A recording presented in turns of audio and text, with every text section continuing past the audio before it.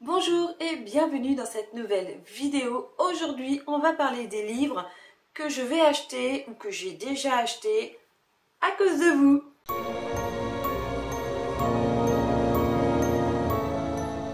Et oui, quand on passe beaucoup de temps sur YouTube, surtout à regarder des vidéos de personnes qui lisent des livres du même genre qu'on aime bien ou des fois à l'opposé, eh bien souvent on se retrouve à faire une petite wishlist influencée par ces personnes et c'est donc de ça qu'on va parler aujourd'hui. Dans mes achats les plus marquants de choses influencées, on peut déjà citer le roman de Fletcher, Un gars et son chien au bout du monde, à la fin du monde, pardon, que j'avais acheté à cause de Littératé, et très bon achat, parce que j'ai surkiffé ce livre, et bien sûr en achat peut-être un petit peu plus récent, à cause de Ténébris Somnia, Les Voix d'Anubis, de Tim Powers, que j'ai aussi adoré. Je vous épargne le reste des livres que j'ai déjà lus, on va plutôt passer aux livres qui sont dans ma wishlist. J'ai très récemment été influencée par la dernière vidéo de Croûte et Kali Bookid où ils ont présenté cette magnifique BD. Voilà.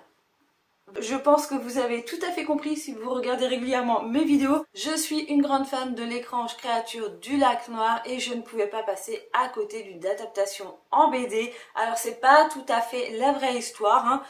Je sais pas si c'est vraiment une suite ou c'est un petit peu divergent, on verra ça au fil de la lecture. Dans la série Universal Monster, il y a aussi Dracula. Je l'avais mis en favori sur Amazon pour quand j'aurai des coupons Amazon que j'arrive à récupérer en jouant sur mon téléphone. Je me le commanderai et finalement je dis oh je vais quand même regarder sur Vinted pour voir s'il n'y est pas. J'ai trouvé le duo de celui-ci avec Dracula à 30 balles, sachant qu'ils valent 20 € pièce. Je dis ouais c'est pas mal, mais je n'avais pas ces 30 € sur mon compte Vinted, donc j'ai été chercher cette BD seule et je l'ai trouvée à 8 €, j'ai réussi à le négocier à 7, ce qui fait qu'avec les frais de port j'en ai eu pour une dizaine d'euros. Après j'ai fait une commande chez Amareal, mais le colis n'est pas encore arrivé. J'ai fait une commande lundi, on est jeudi, le colis a été préparé mardi, il était pas même marqué expédié sur leur site. Mais quand je vais sur Mondial Relais, il est encore en préparation chez le vendeur. Donc je pense que mon colis a peut-être loupé le camion. Il doit être sur le quai, on ne sait pas trop où. Mais ou alors ils font leurs envois en fin de semaine et que j'ai jamais fait gaffe que leur envoi était enfin... Je sais pas. Bref, en tout cas, je n'ai pas ces livres physiquement pour cette vidéo. Comme j'avais qu'aujourd'hui pour tourner cette vidéo, et ben tant pis pour vous. Voilà, vous verrez l'ouverture de ce haul et bien de ce colis dans un de mes futurs vlogs. Voilà, hein, c'est pas très grave en soi. Alors, dans cette wishlist, eh ben, j'ai donc craqué pour quelqu'un qui ne devait pas acheter le livre. J'ai donc craqué pour Rêve de Fèvre de J.R.R. Martin. C'est donc l'auteur de Game of Thrones. Et ça, c'est à cause de Misère Pourpre que j'ai acheté ce livre. Alors, je ne devais pas faire d'achat, mais j'ai reçu un mail, je crois, de promo sur Amarial. Et là, j'ai réalisé sur la site qu'il n'y avait pas, en ce moment, il n'y a pas de frais de port. Voilà, il n'y avait pas de frais de port. Tu commandais en Mondial Relais et il n'y a pas de frais de port, il n'y a pas de minimum d'achat pour avoir les frais de port offerts. Ce qui fait que j'ai fait une petite commande à 12 €. Voilà. Parce qu'ils sont à 2,99 € les livres là-bas et plus cher que ce que j'aurais pu trouver sur Vinted. Vinted avec les frais du site plus les frais d'envoi, voilà, ça coûtait plus cher. C'est quand même extrêmement rare que je trouve tout cher à la personne, voire jamais. Alors que là, bon, j'ai tout au moins dans un seul colis. C'était le petit aparté. J'ai noté aussi dans ma wishlist Sous l'influence de Misère Pourpre, mais là je ne l'ai pas encore pris, il reste dans ma wishlist. C'est Paris-Briançon de Philippe Besson. Voilà, ce livre me tente énormément. Donc, et je crois qu'il est passé... Qui l'a lu ? Une personne que je suis, elle l'a lu récemment, je sais plus qui exactement. J'avais quand même noté que cette lecture me tentait à cause de la revue faite par Misère Pourpre. Ensuite, j'ai noté Micro de Richard Preston, influencé par Curieuse Bibliothèque. Ça, je vais le recevoir. Ça m'avait l'air un bouquin extrêmement intéressant. Je peux pas vous dire là de quoi ça parle. Je crois que ça parle d'insectes, parce qu'il y a un petit insecte sur la couverture. Mais là... De mémoire, j'ai pas du tout noté le pourquoi du comment, j'ai juste noté le titre des bouquins et c'est tout. Ensuite, j'ai noté Hang Sam-man, je crois que ça se prononce comme ça, de Shirley Jackson, parce que c'est un Shirley Jackson. Et ça m'a été influencé par Ténébris Somnia. Elle en dit que du bien de ce livre, donc c'est pour ça qu'il est là.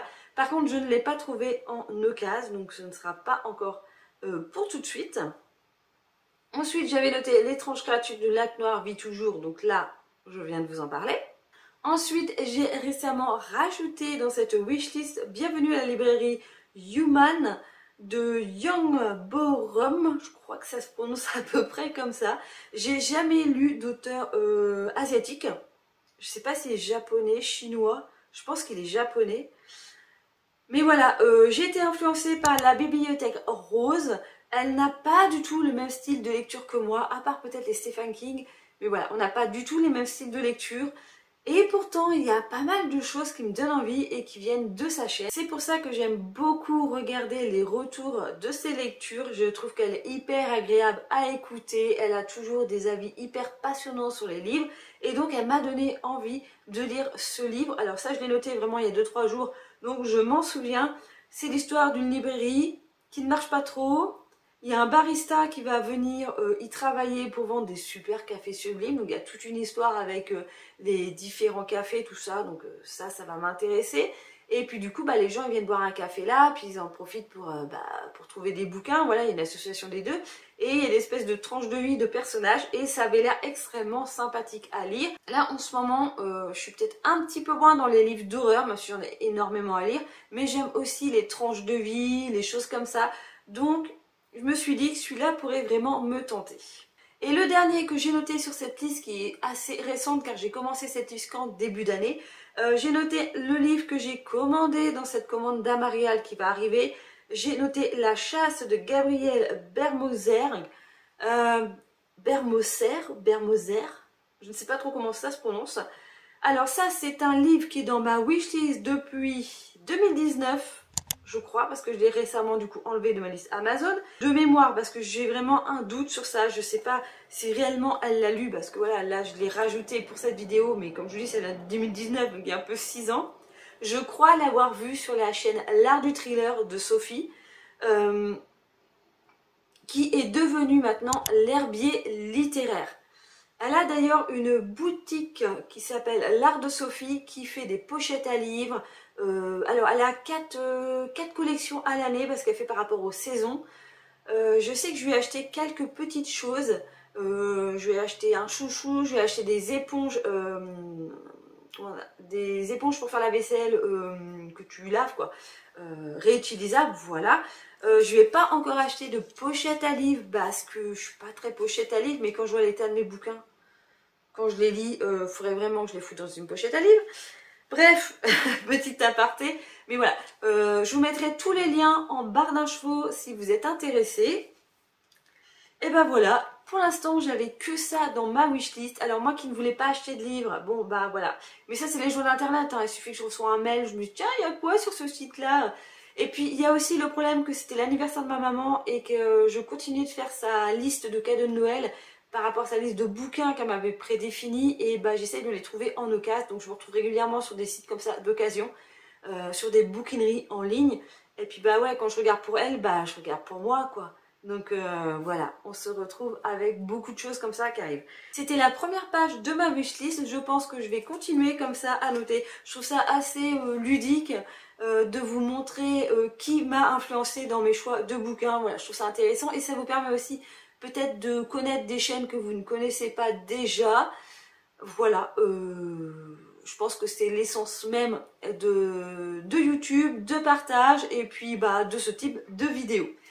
Voilà, j'espère que cette vidéo vous a plu. N'hésitez pas à vous abonner à ma chaîne si ça n'est toujours pas fait, à la partager si vous avez des amis qui seraient intéressés par cette chaîne.